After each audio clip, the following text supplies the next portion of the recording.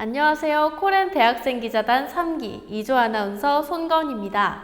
자, 혹시 넷플릭스, 유튜브, 배틀그라운드, 스타벅스 이런 기업들의 공통점이 뭐라고 생각하시나요? 다 알만한 기업, 많은 사람들이 사용하는 기업이라고 생각하기 쉬운데 바로 오늘 주제인 클라우드 서비스를 이용하는 기업입니다.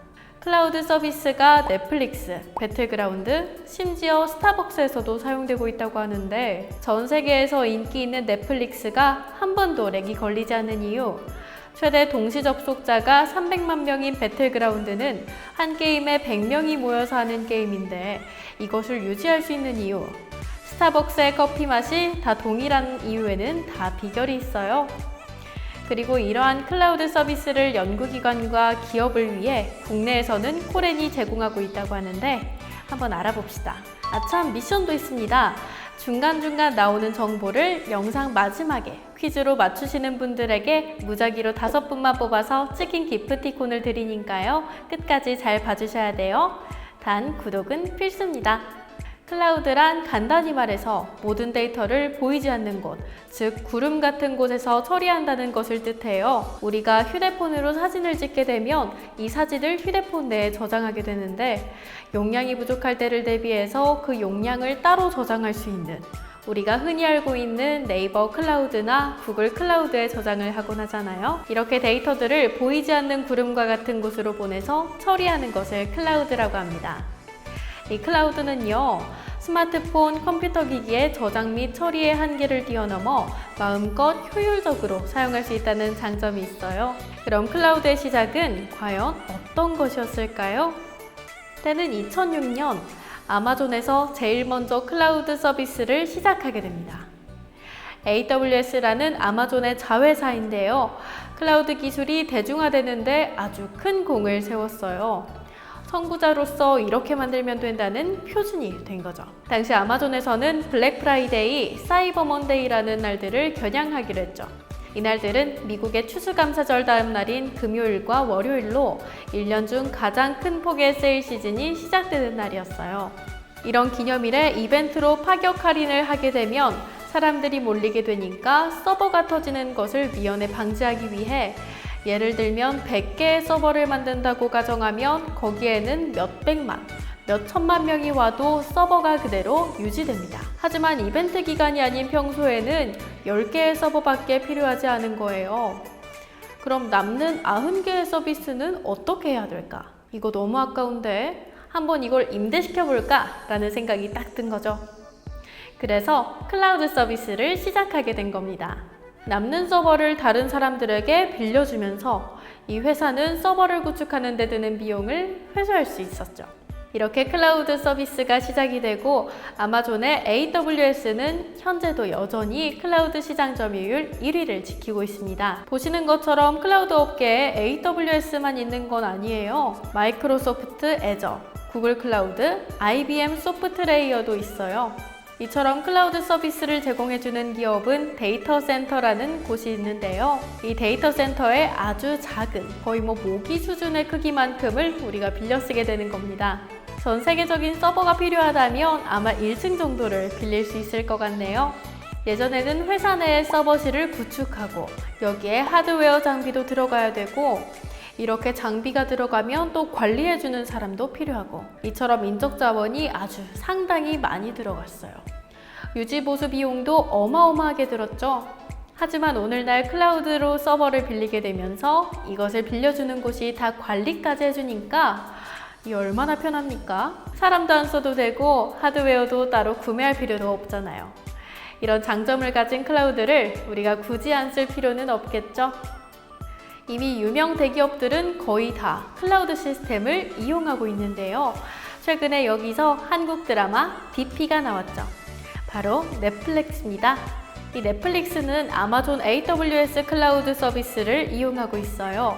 아마존 웹 서비스에 매년 무려 5,700억 원을 지불하면서 말이죠. 이런 비용을 기꺼이 내줄 만큼 경쟁력이 좋다는 건데 원래 넷플릭스는 2008년부터 2016년까지 기존의 넷플릭스 내의 데이터 센터를 사용하다가 DB의 손상으로 3일간 DVD 배송이 지연되는 문제를 겪었고 이 일을 계기로 클라우드 서비스를 이전해야 할 필요성을 느껴서 서버를 아마존 클라우드로 옮기게 됐어요. 이로 인해 2008년 대비 스트리밍 서비스 이용 회원 수가 8배 증가했음에도 불구하고 무리 없이 탄력적으로 시스템을 운영할 수 있게 됐죠. 우리가 다른 영상 플랫폼을 사용할 때보다 넷플릭스를 이용할 때 더 편리하고 좋다고 느끼는 것은 아마 이런 이유들 때문이 아닐까요? 두 번째로는 한국에서 만든 FPS 게임 배틀그라운드가 있어요. 배틀그라운드는 아마존의 AWS와 마이크로소프트의 애저 클라우드를 사용하고 있어요. 그래서 최대 동시 접속자가 300만 명이 돼도 서버가 터지지 않고 유지할 수 있는 거죠. 그리고 한 게임당 100명이 함께 같은 공간에서 막 싸우는데 이게 대단한 게 렉이 잘 안 걸려요.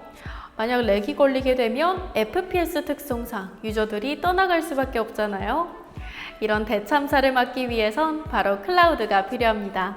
마지막으로 소개해드릴 기업은 스타벅스입니다. 전 세계인에게 잊을 수 없는 커피 한 잔의 시간을 제공하는 스타벅스.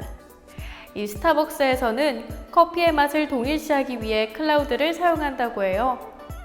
그 외에도 유튜브, 멜론 같은 많은 기업들이 클라우드 서비스를 이용하고 있답니다. 이제는 클라우드가 뭔지 대충은 감이 오시죠? 여기까지 잘 따라오신 분들을 위한 심화과정 시작합니다. 클라우드 서비스는 데이터를 보관하는 장소에 따라 퍼블릭 클라우드와 프라이빗 클라우드로 나뉩니다. 이 퍼블릭 클라우드는 클라우드 업체의 데이터 센터에 보관하는 것이라고 정의할 수 있겠는데요. 쉽게 말해 은행에 돈을 맡기듯이 전문 클라우드 기업 서버에 데이터를 저장하고 일정한 이용료를 내며 전문 시스템을 이용하는 방식이에요. 반면에 프라이빗 클라우드는 기업안이나 데이터 센터의 독립된 서버에 보관하는 것.